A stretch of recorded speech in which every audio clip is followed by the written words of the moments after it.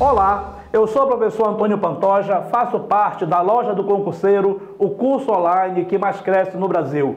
Muito obrigado pelo carinho, muito obrigado pelas críticas. As críticas construtivas sempre são bem-vindas. E hoje nós vamos trabalhar uma revisão que está a poucos dias da tua prova.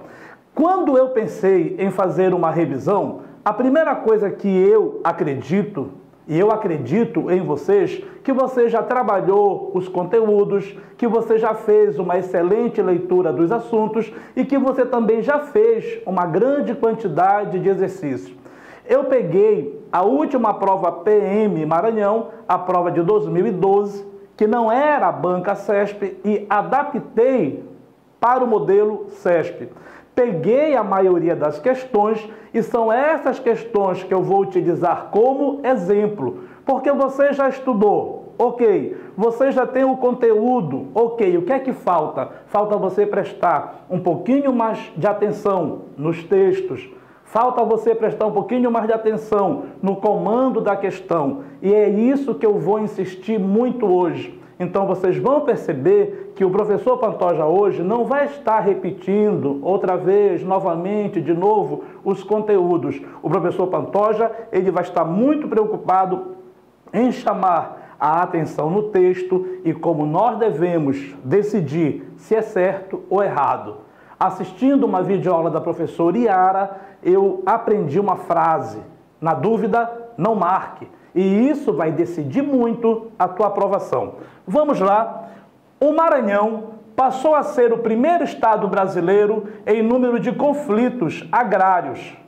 Essa é a constatação da Comissão Pastoral da Terra, que divulgou oficialmente no estado o seu 27º relatório anual sobre o tema. De acordo com a CPT, no ano de 2011, no Maranhão, foram registrados 251 casos de conflitos por terra, envolvendo 64.394 pessoas. Muito bem. Você pode perceber que o texto ele está te informando o período e ele está te informando também mais ou menos qual é o tema do edital. No finalzinho do edital sobre a história do Maranhão, nós estamos falando do Maranhão na segunda metade do século XX, está muito claro isso, mas também ele coloca os problemas sociais. A questão que eu discuto com vocês é que sempre que vocês falarem em história do Maranhão, notem que nós estamos falando sobre história do Brasil. E vocês já viram, ao longo das nossas videoaulas, você já fez uma leitura de vários conteúdos, que o problema da terra não é no Maranhão, é no Brasil. E você também já estudou que, de uma forma específica, no Maranhão, nós temos um problema muito maior. No momento em que José Sarney ele começa a se destacar enquanto oligarquia, no momento em que José Sarney ele começa a ter um apoio dos governos militares, o Sarney ele vai aprofundar a chamada Lei de Terras, que você já leu, a chamada Lei de Terra Sarney. E o que é que a Lei de Terra Sarney ela vai dizer? Que você só terá direito à terra se você tiver a escritura, se você tiver o documento. Isto vai facilitar a desapropriação de terra, principalmente para determinados grupos. Isto vai fazer com que o conflito de terra, principalmente a partir de 1990, 96, 97, ele se aprofunde, principalmente nas comunidades quilombolas. Vamos lá, vamos para o comando. Com relação às raízes históricas da violência no campo, no estado do Maranhão, julgue o item abaixo. Para viabilizar a implantação do Centro de Laçamento de Alcântara, o governo maranhense assinou a favor da União o decreto de desapropriação de terras ocupadas por comunidades quilombolas, acabei de citar, gerando conflitos fundiários que continuam ainda hoje em disputa judicial. Nota que esse ainda hoje aqui seria 2012.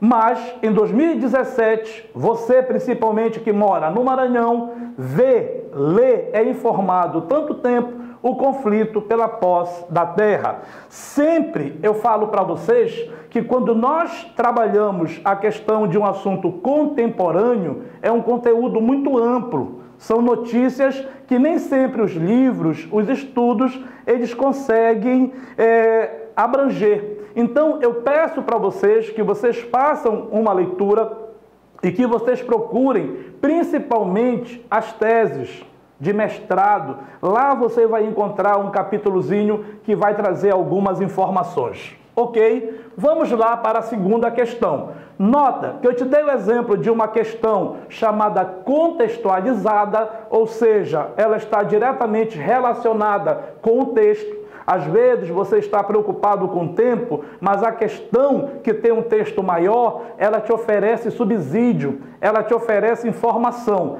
Essa questão aqui, também é modelo CESP, ela é bem direta. A ampliação do voto para as mulheres e a instituição do voto secreto são medidas asseguradas na Constituição de 1934.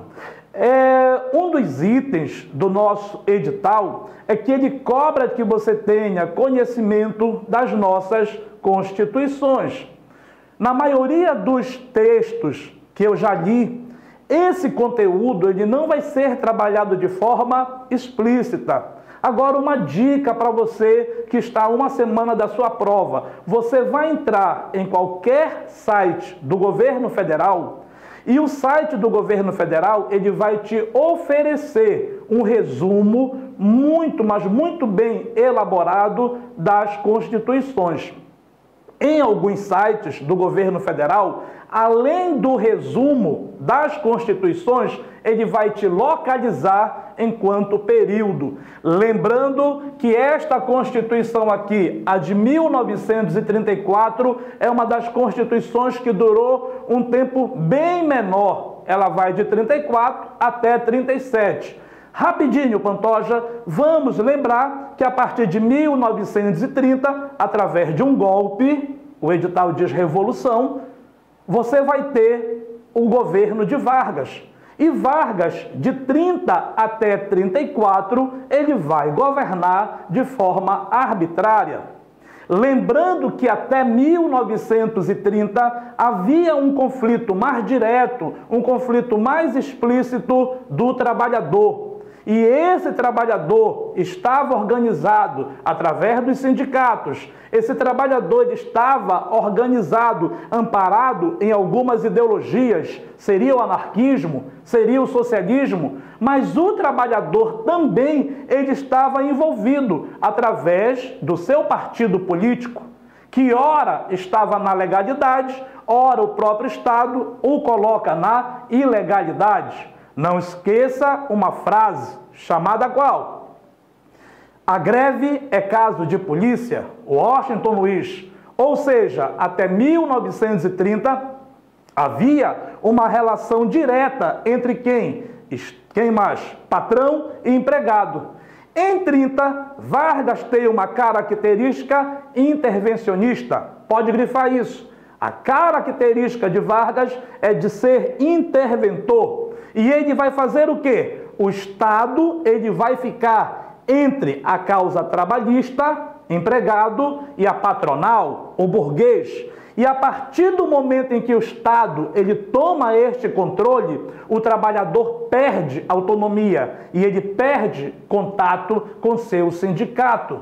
É neste período também que você vai ter agora a oficialização dos direitos do trabalhador. É importante você perceber que alguns livros ainda colocam que foi Vargas que concedeu, e nós sabemos que o trabalhador adquiriu. Lembrem que as mulheres, desde 1910, desde 1915, elas possuíam uma organização nas fábricas e elas queriam o quê? Aí a chamada equiparação salarial. Eu aconselho vocês a darem uma leitura muito grande nesta Constituição, que é a Constituição de 34. Dica do Pantoja: a Constituição de 34, a Constituição de 1946 e a Constituição de 1988 são as constituições que estavam muito, mas muito preocupadas com o Estado de Direito, com as liberdades e caminhando para a democracia. Letra musical: vai passar nessa avenida um samba popular. Cada paralelepípedo da velha cidade essa noite vai se arrepiar. Num tempo, página infeliz da nossa história, passagem desbotada na memória das nossas novas gerações. Dormia a nossa pátria mãe tão distraída, sem perceber que era subtraída em tenebrosas transações. Seus filhos erravam cegos pelo continente, levavam pedras feito penitentes, erguendo estranhas catedrais. Parou aqui, e um dia, afinal, tinham direito a uma alegria fugaz, uma ofegante epidemia que se chamava carnaval. Quando nós pegamos a letra musical, a tua prova, ela vai colocar aqui o período, etc. Ela vai te localizar no tempo.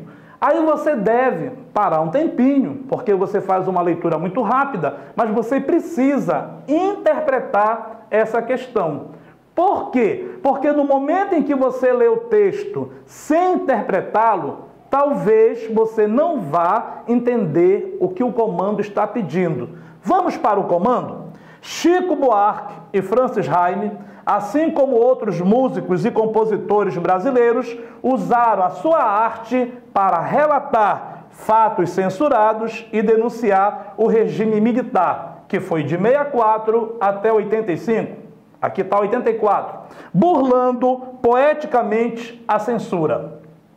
Comando, tendo como referência o trecho do samba enredo Vai Passar e seus conhecimentos históricos sobre o período histórico, julgue o item subsequente, tendo como referência o trecho.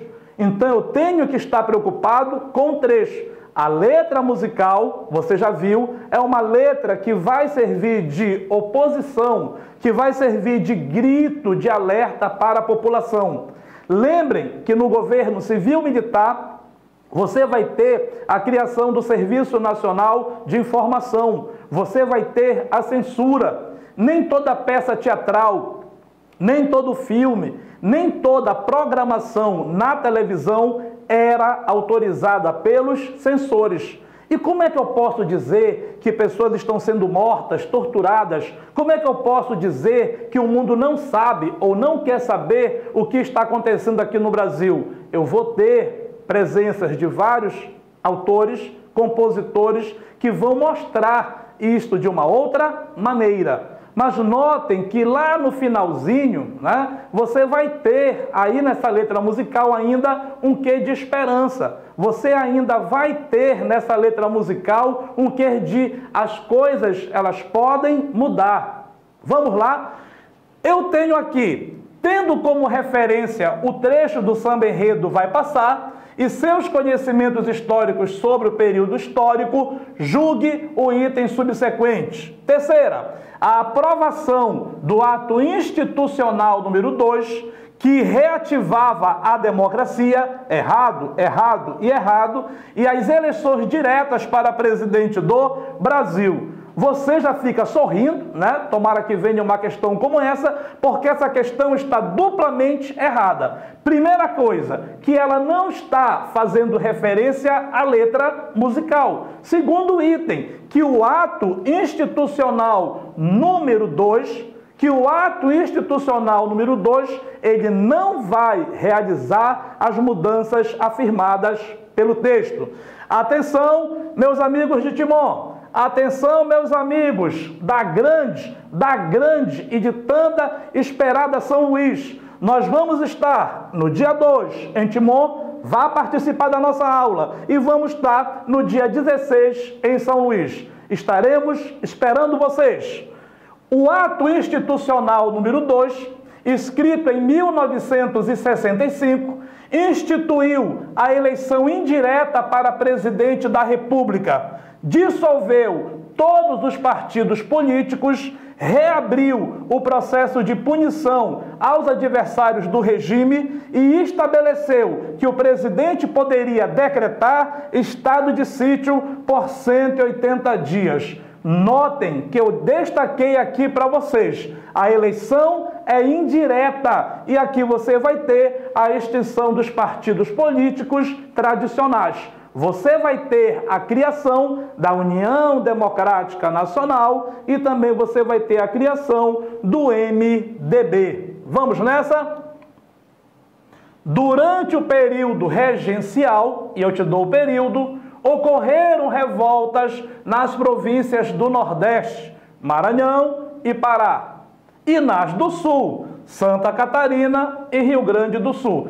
É um problema do edital, e não adianta reclamar, que o edital simplesmente ele coloca como história do Brasil, a questão da cultura, da contribuição do negro e do índio. Acabou.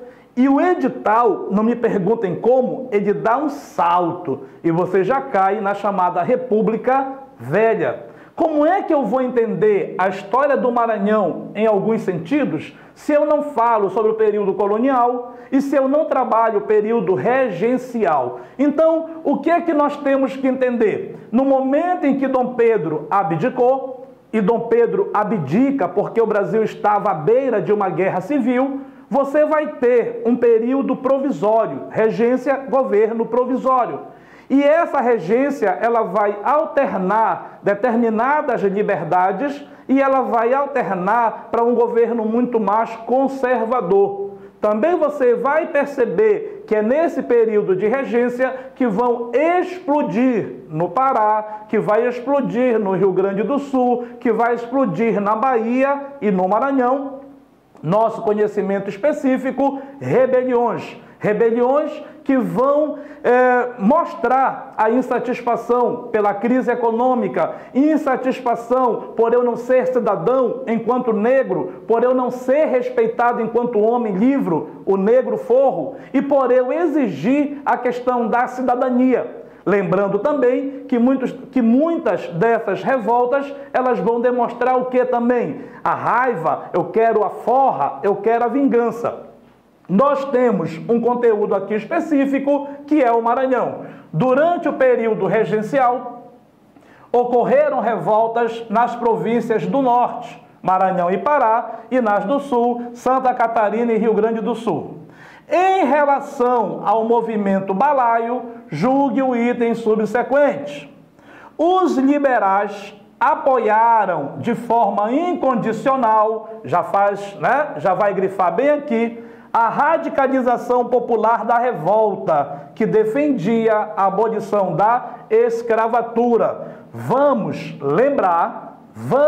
lembrar que no primeiro momento os liberais, insatisfeitos pela crise econômica, principalmente do algodão, insatisfeitos pelo poder centralizado da regência, insatisfeitos por não também estarem participando desse controle político, vão estar diretamente envolvidos com o levante popular. A questão é que este levante popular, ele deseja o quê? Ele não quer a Guarda Nacional, que é um alistamento obrigatório. O que é que este levante quer? Este levante quer a igualdade jurídica e social. E este levante, no momento em que ele faz um documento, ele vai exigir o fim da escravidão. Pausa. Lembrem que o Brasil, naquele momento, não estava preparado economicamente para o fim da escravidão. Então, nós temos que ter qual cuidado no dia da nossa prova, que é o teu momento mais importante. A palavra aqui, incondicional, e a questão da escravidão. Ok? Sempre eu estou colocando, quando eu posso, um texto só para você reforçar. Os liberais exaltados eram conhecidos como bem-te-vi. Havia, por parte deles, insatisfação política que representavam a classe média. E foram estes que iniciaram a revolta contra os grandes proprietários de terra, que eram conservadores. Lembrando que esta revolta era uma revolta política, não era uma revolta de caráter social. Quase um ano após o Grito do Ipiranga, 1822, a província do Maranhão ainda se mantinha leal a Portugal e se recusava a aderir ao movimento de independência de Dom Pedro I. Mais uma vez, a crítica que o Pantoja faz. Como é que eu vou entender a adesão do Maranhão à independência, a adesão do Maranhão à República, se você não encontra no mesmo edital esses conteúdos? Fica algo meio isolado, fica uma interrogação. Então, vamos respirar aqui. Quase um ano após o Grito do Ipiranga, 1822, a província do Maranhão ainda se mantinha leal a Portugal e se recusava a aderir ao movimento de independência de Dom Pedro. Vamos lembrar que quando você pega Maranhão e Grão-Pará, tanto o Maranhão quanto o Grão-Pará cresciam isolados do restante do Brasil. É uma das críticas que eu faço ao Pantoja, professor Pantoja, é que quando você fala em Brasil no século XIX, o aluno ele tem a compreensão de um Brasil hoje. Lembre-se que nesse período, o professor Helder pode falar melhor que eu, que o Brasil estava isolado em ilhas territoriais. Já expliquei para vocês em algumas aulas que havia uma dificuldade por conta das correntes marinhas na comunicação do Maranhão com Pernambuco. Lembrem que as notícias levavam dias ou às vezes não chegavam, e quando chegavam, de forma distorcida. Lembra que Maranhão e Grão-Pará, por diversos motivos, estavam comprometidos, estavam ligados, possuíam um elo sentimental com Portugal. Ora, quando Dom Pedro grita independência ou morte, você vai ter várias regiões do Brasil, não é só o Maranhão, que vai dizer: morra Dom Pedro, eu sou fiel a Portugal. E um item que eu não quero abordar muito aqui, que ele é muito complicadinho, é que as pessoas, elas confundiram aqui no Brasil o que aconteceu em 1820, que foi a Revolução Liberal do Porto. Lembrem que essa Revolução Liberal do Porto, ela passa a ideia de que o governo português reduziu o poder de João, que ele iria tornar o governo de João muito mais abrangente, muito mais responsável, e que o Brasil iria também ganhar com isso. Quando as pessoas perceberam que a principal vontade, que o principal motivo da Revolução Liberal do Porto era qual? Trazer o Brasil à categoria de colônia. Professor, mas algumas pessoas no Maranhão queriam? Claro. Em Belém queriam? Claro, porque elas possuíam título, elas possuíam benefícios. Ou seja, existia um grupo que comandava a política no Maranhão, em Belém, que estava disposto a não reconhecer este processo. Você já viu, eu já trabalhei em algumas aulas, inclusive no YouTube, que você tem algumas afirmações, em algumas teses de mestrado principalmente, que a independência do Maranhão, ela vem muito mais do interior do que do litoral. Mas por que esses estudos discutem isso? Porque a ocupação do Maranhão no interior não foi pela elite portuguesa. Eram bandeirantes, homens que vieram de Pernambuco, homens que vieram da Bahia e que viviam da criação de gado, de outros produtos que não estavam ligados justamente com quem? Com a metrópole.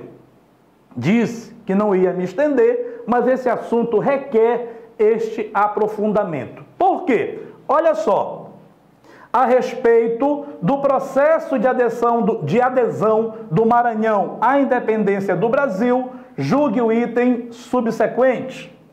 A adesão do Maranhão à independência foi atrasada pelas tropas do Ceará? Não. Do Piauí? Não. Muito pelo contrário, o Piauí se antecipa ao Maranhão. E é justamente quando o Piauí se antecipa que você vai ter algo que vocês já discutiram, já leram, que foi a Guerra do Genipapo, ou Batalha do Genipapo. A adesão foi atrasada pelas tropas do Ceará? Não. E do Piauí? Não. Que chegaram ao Maranhão nos primeiros meses de 1823. Aí, meninos, vocês não perdem tempo. Vamos lá? Pessoal de Timon, estamos chegando. Pessoal de São Luís, vamos estar na revisão final. Muitas dicas, alguns detalhes e mais. Nós vamos celebrar a sua aprovação. Nas primeiras décadas do Brasil republicano, um dos problemas mais graves do sistema eleitoral eram as fraudes. Grifa as fraudes, às quais se refere a charge para a revista Careta. O que é que nós temos agora que prestar bem atenção? Se no teu concurso vier uma charge, você já entendeu que a charge é uma crítica em forma de humor. Mas essa charge aqui, ela reforça algo que até hoje você repete e que não é verdade. Você tem a ideia de que o político, ele usa óculos, leu muito, é intelectual, e que todo eleitor, ele é burro. Você tem que entender, eu acho que é um item que você tem que investir, é que a partir de 1889, eu me refiro também ao Maranhão, é importante você entender, segunda vez, que em 1889 você tem a proclamação da República, é o que está no edital. O problema é que esta proclamação da República não foi feita pelos verdadeiros republicanos. Você tem, eu já expliquei numa videoaula para o YouTube, pelo menos 3 republicanos, os históricos, os liberais, os positivistas. Você tem um republicano extremamente influenciado pela Revolução Francesa, os jacobinos, que queriam matar a Isabel, que queriam enforcar o Conde Deu, que queriam uma democracia direta. É importante você perceber que quando a República ela foi proclamada, monarquistas esqueceram de Dom Pedro e se tornaram republicanos, sem a mínima vergonha. Isto vai ser tratado muito bem na questão do Maranhão. O que interessa para nós? Tomando como base a charge, bem aqui, e o período histórico abordado, aí você tem a preocupação quando eu elaborei essa questão. No momento em que você lê, tomando como base a charge, voto do Cabresto. E o período histórico abordado, coronelismo, oligarquia. Então aqui eu tenho 2 itens. Aí essa questão, meninos e meninas, decide a tua vida. Porque geralmente, quando você lê uma prova e quando você lê uma questão como esta aqui, você já se empolga. É voto do Cabresto. Você tem que ter cuidado. Vamos lá? Tomando como base a charge e o período histórico abordado, julgue o item subsequente. A charge representa o mecanismo fraudulento de incluir novos nomes na lista dos votantes, de modo a aumentar o número de eleitores. Aí você vai ter, em alguns livros, não te preocupa com isso, vários tipos de fraude, ok? Você vai ter pessoas falecidas e que vão constar enquanto eleitor. Você vai ter várias questões, que eu não vou passar aqui quase meia hora, prometi que eu seria mais prático. Qual é o erro dessa questão aqui? Que a fraude eleitoral aqui não foi de levar ou emprenhar a urna. A fraude eleitoral que eu estou me referindo aqui é o voto do Cabresto. Lembrem que o grande proprietário de terra ele tem o alimento, ele tem o emprego, ele tem os favores, chamado de clientelismo. E no momento em que chega próxima à eleição, ele pega o seu rebanho, ele pega os seus eleitores e leva e diz: eu quero que você vote em quem eu estou mandando. Eu sempre digo nos concursos, não briga com a questão. A questão está pedindo para vocês que tipo de quê? De fraude. O texto, ou seja, a imagem, ela não está trabalhando o quê? A questão de incluir novos nomes na lista dos votantes. Ok. Aí o aluno diz: poxa, eu errei. Respira. Eu estou aqui hoje, nós estamos há uma semana da nossa prova, justamente para chamar a atenção. Quem escutou o início da minha aula, eu disse que hoje eu não estou tanto preocupado com conteúdo, mas de você ter uma atenção especial no comando da questão. Vamos lá? O lema trabalhador sindicalizado é trabalhador disciplinado. Expressa com precisão o projeto do governo Vargas de o Estado arbitrar os conflitos entre capital e trabalho. Hoje, acabei de explicar para vocês este item. Eu disse para vocês que uma das características de Vargas é uma característica centralizadora. Em todas as minhas videoaulas, nas aulas presenciais, estou chegando aí, Timon, estou chegando aí, São Luís, 9 e 16, não esqueçam que eu digo para vocês o quê? Quando nós trabalhamos Vargas, eu tenho que fazer uma interrogação. Qual é o Getúlio Vargas? Em uma das minhas aulas presenciais, eu vou trabalhar uma charge e nessa charge eu dou para vocês várias figuras, várias imagens de Getúlio. Lembra que de 30 até 45 eu tenho pelo menos 3 Getúlio Vargas. Eu tenho de 51 a 54 um Vargas completamente diferente, frágil, abatido, combatido pela União Democrática Nacional. Então eu peço sinceramente uma atenção, porque na maioria dos concursos você pode perceber que o assunto Vargas ele é muito trabalhado. Nós, professores, até fazemos uma exclamação: ó, nem veio Vargas, porque Vargas é importante até hoje. Nota que o atual presidente da República está suando, está batalhando para desfazer determinadas alterações trabalhistas que foram criadas no governo de Getúlio Vargas. Ok? O lema trabalhador sindicalizado é trabalhador disciplinado expressa com precisão o projeto do governo Vargas, do Estado arbitrar os conflitos entre capital e trabalho. Antes de 30, não havia o Ministério do Trabalho, Indústria e Comércio. Antes de 1930, os trabalhadores, através dos seus sindicatos, eles não estavam atrelados ao Estado. O texto está mostrando o quê? Que no momento em que o trabalhador ele é sindicalizado, mas esse sindicato está atrelado ao Estado, ele será um trabalhador disciplinado. Já trabalhamos em várias videoaulas que antes, o dia 1º de maio, era um dia de luta. Era um dia para você ir às ruas e dizer: eu ganho pouco, as minhas condições de trabalho não são boas. Vargas, de uma forma meticulosa, ele vai puxando a sua imagem para o dia 1º de maio. É ele que vai ser o homem que deu os direitos trabalhistas e sabemos que isso não é verdade. Se você olha hoje para a tua realidade do século XXI, o dia 1º de maio é um feriado para ser comemorado, para receber presente, para tomar um choppzinho.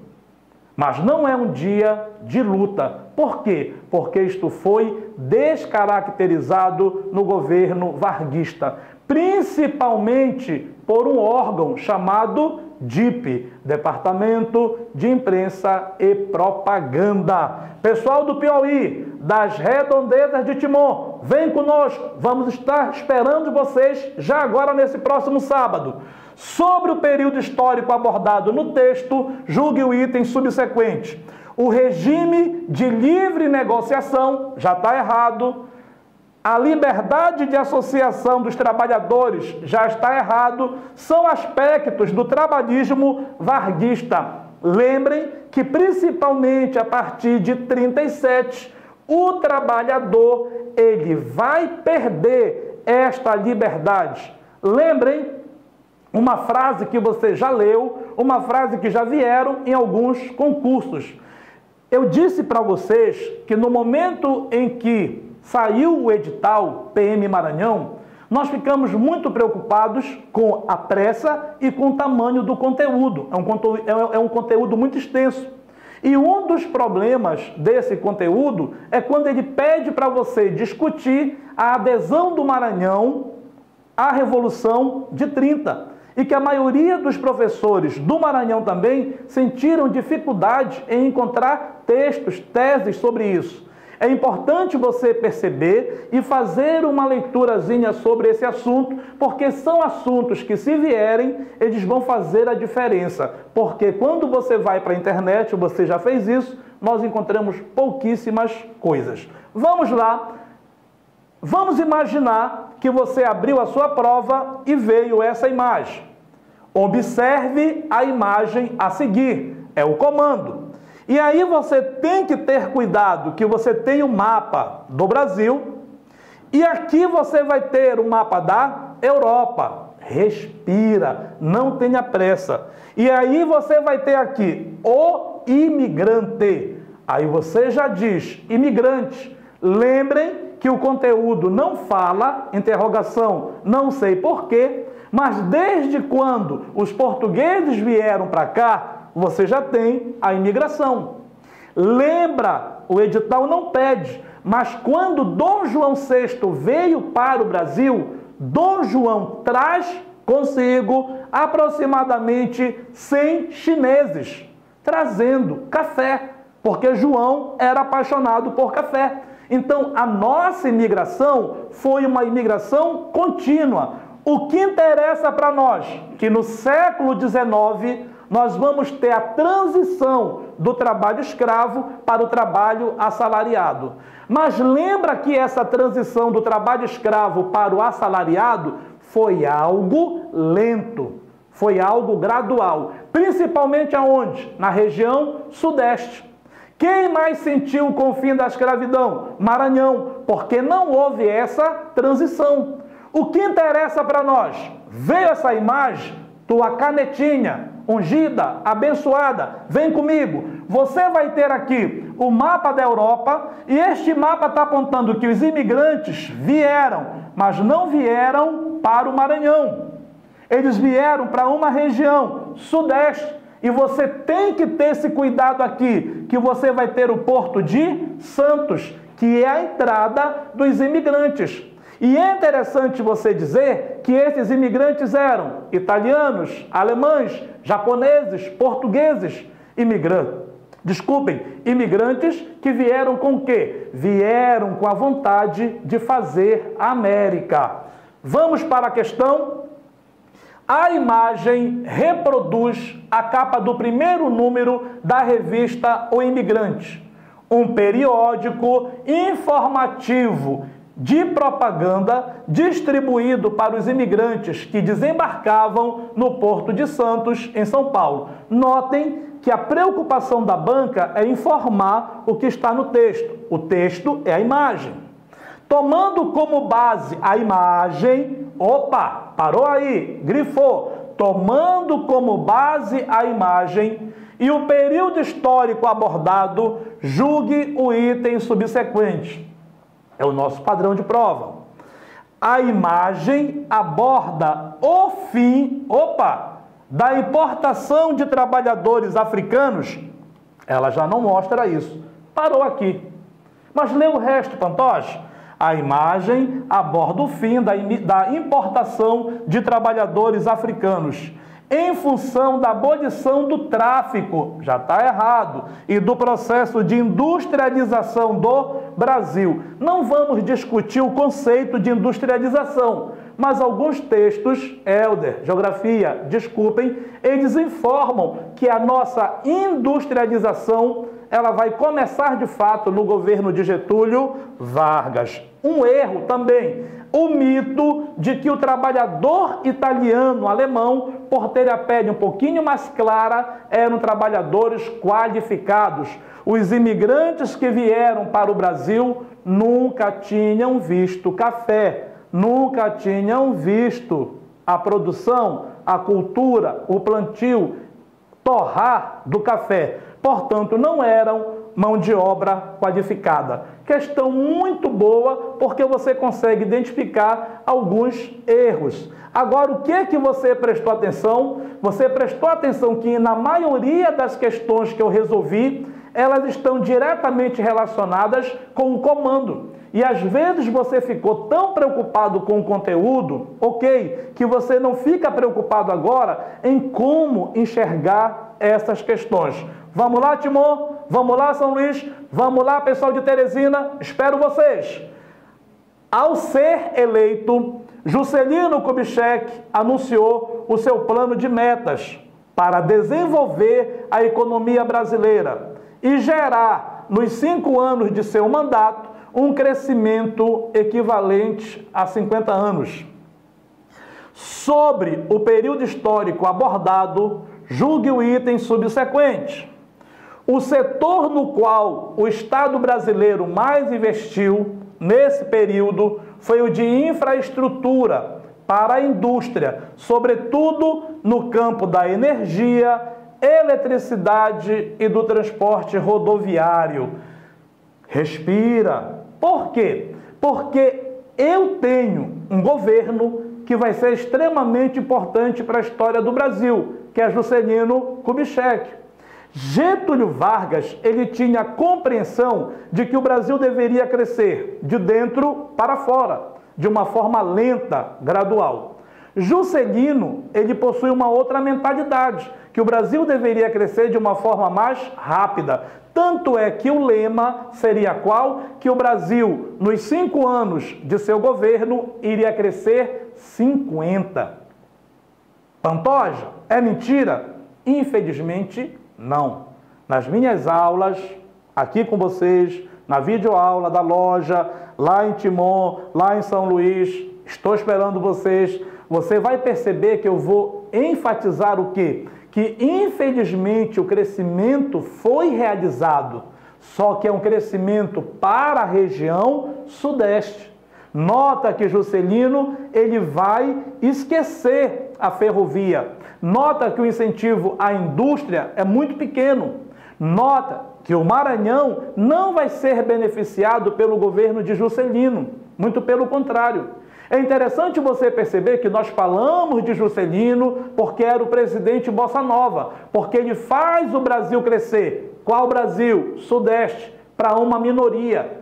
E o pior de tudo, que o governo de Juscelino, ele vai investir nesses setores, porque esses setores eram a lógica de seu governo. Educação, esquece. Saúde, esquece.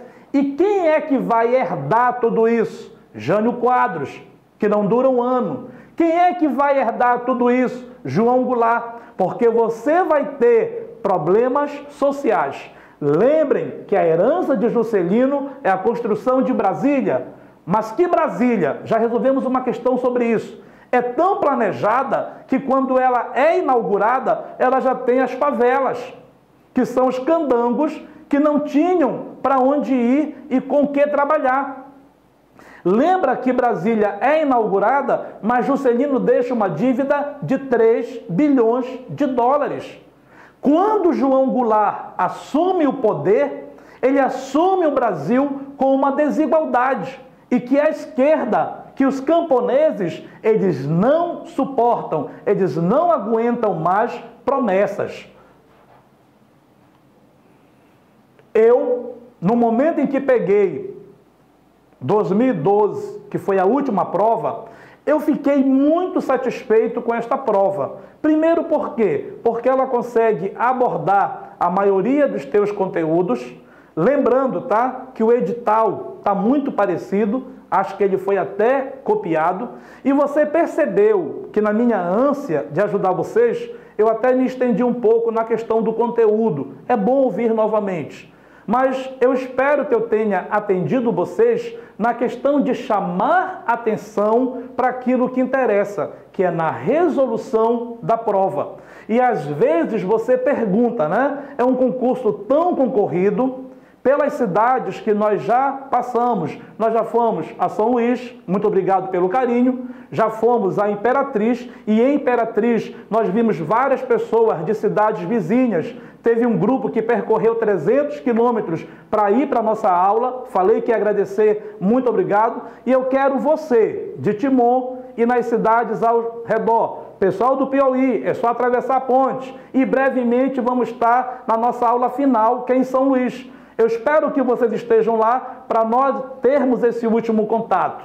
Vocês do YouTube, mais uma vez, muito obrigado. Nós temos um compromisso com vocês e nós vamos celebrar a vitória de cada um. A vitória é o que interessa para nós. Até mais, moçada!